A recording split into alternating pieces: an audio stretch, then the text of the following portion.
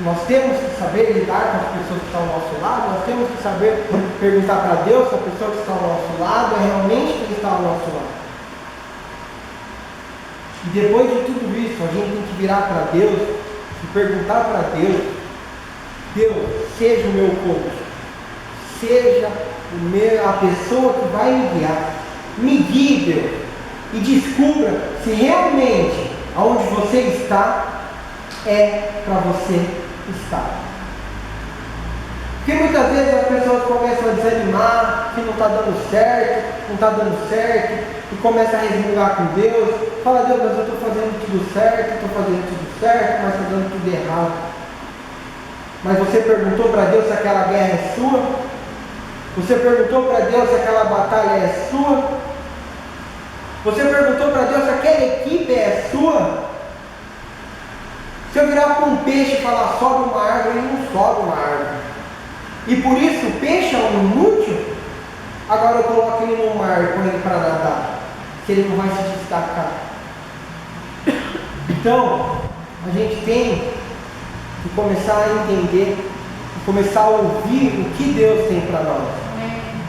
Se Deus tem isso para nós, é isso que nós vamos fazer.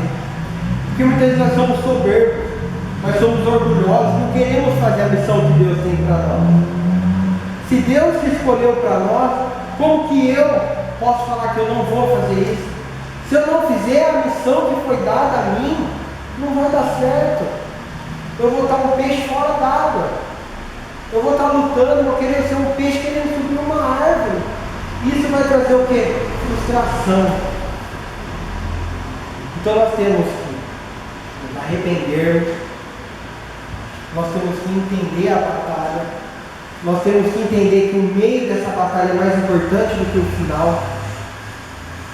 Nós temos que entender quem é a nossa equipe e nós temos que entender se nós estamos no meio correto. Amém. Muitas vezes Deus vira falar: você vai ser pastor, não, mas pastor não, você é obreiro. Não, obreiro você não vai crescer, você cresce como pastor. Muitas vezes a pessoa é obreiro e esse pastor, você não vai crescer. Muitas vezes o seu ramo é um e você é orgulhoso e tem por outro lado.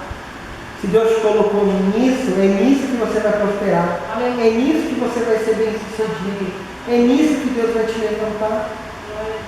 Amém? Amém. Então nós temos sim que entender a nossa missão. E Deus que vai nos dar a nossa missão. Nós abrimos em Coríntios, só para mim, falar, mas não tem muito a ver.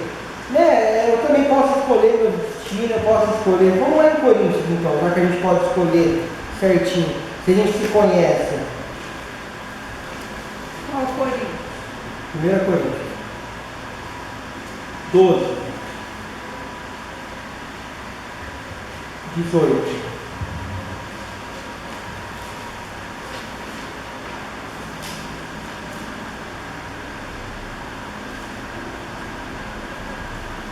Amém? Amém.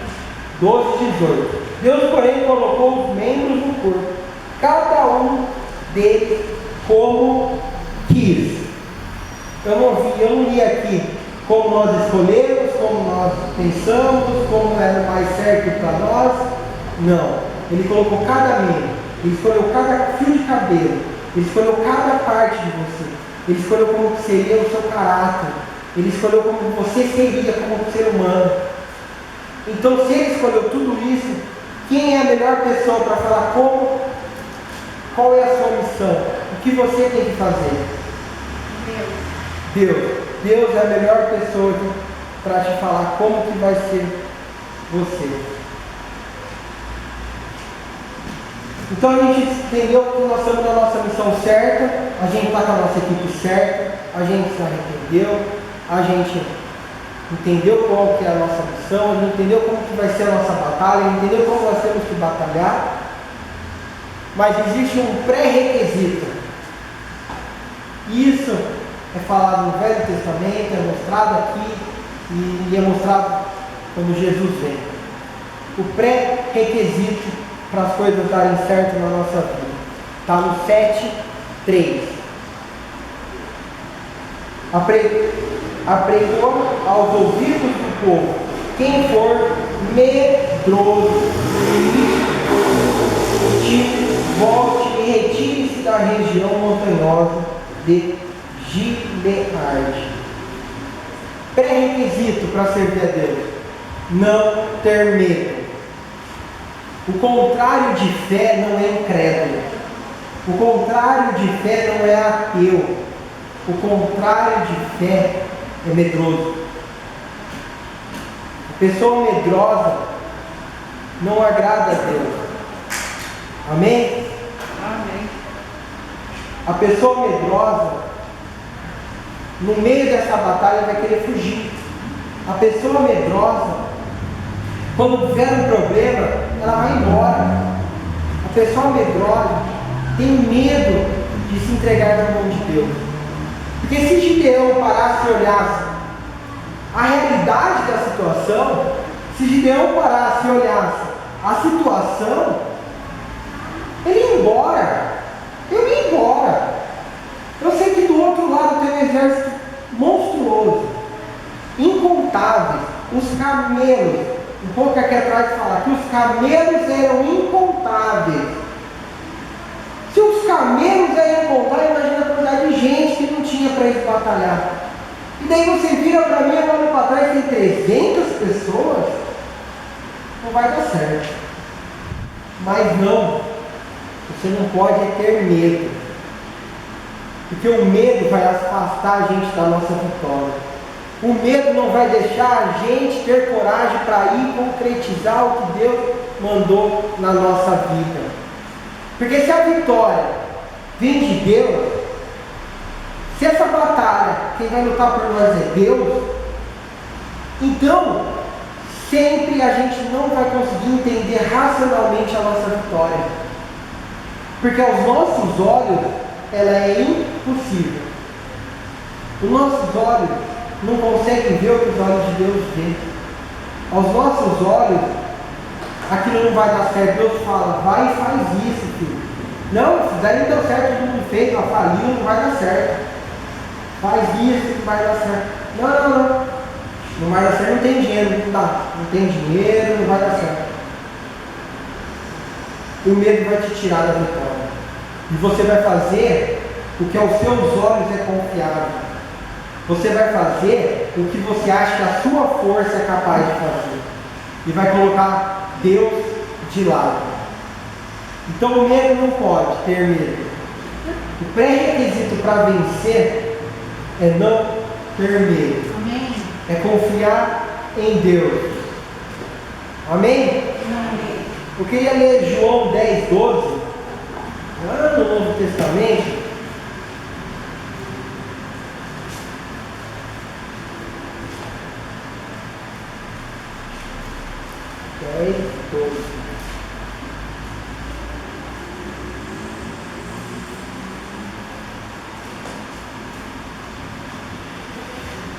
João 10:12. O mercenário ou assalariado, em algumas outras versões, a quem não pertence às ovelhas, não é o pastor. De modo que quando vê vir o lobo, deixa as ovelhas e foge. Então o lobo ataca o rebanho e dispersa as ovelhas. O mercenário foge porque é mercenário e não tem cuidado com as ovelhas. Eu sou o bom pastor. Eu conheço as minhas ovelhas e as minhas ovelhas me conhecem. Assim como o Pai me conhece, também eu conheço o Pai e dou a minha vida pelas ovelhas. Quando você tem medo das coisas, aquilo não pertence a você. Aquela batalha dos 22 mil que foram embora da primeira vez, aquela batalha não pertencia a eles. Porque eles estavam ali por causa que eles foram no oba-oba. Vamos vencer? Vamos, nem sabiam o que estavam fazendo. E estavam com medo, estavam tremendo de medo. Aquilo não era Deus. Quando Deus fez a seleção e tirou do meio do Gideão mais 10 mil, sobrando só os 300, aquela batalha também não pertencia a eles. Porque eles tiveram medo. porque eles confiavam em si próprio. E essa batalha nossa não é de quem tem medo, essa batalha nossa é para ser lutada, é para ir até as últimas consequências, é para defender as ovelhas, é para ir lá e falar: eu defendo até a morte. Amém? Amém? Amém. Então a gente aprendeu também que a gente não pode ter medo.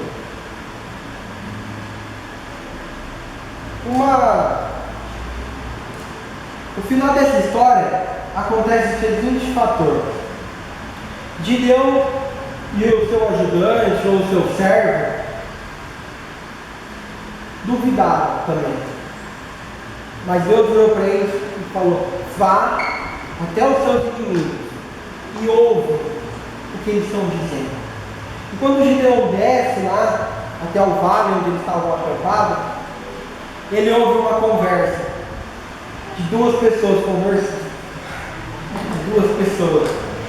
E um fala para o outro: eu vi um pão que descia no meio do nosso exército e virava a tenda do nosso capitão, do nosso chefe. E o outro fala: esse sonho é também tive. E o significado dele é que Gideão, Deus entregou o nosso exército na mão de Gideão. Deus consumiu aquele povo de medo. Aquele povo ouvia falar em Gideão, eles tinham medo.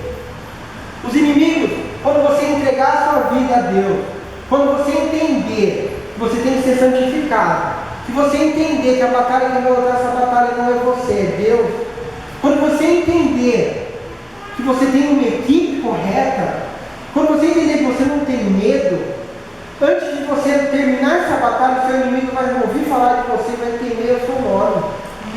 E era o que estava acontecendo ali.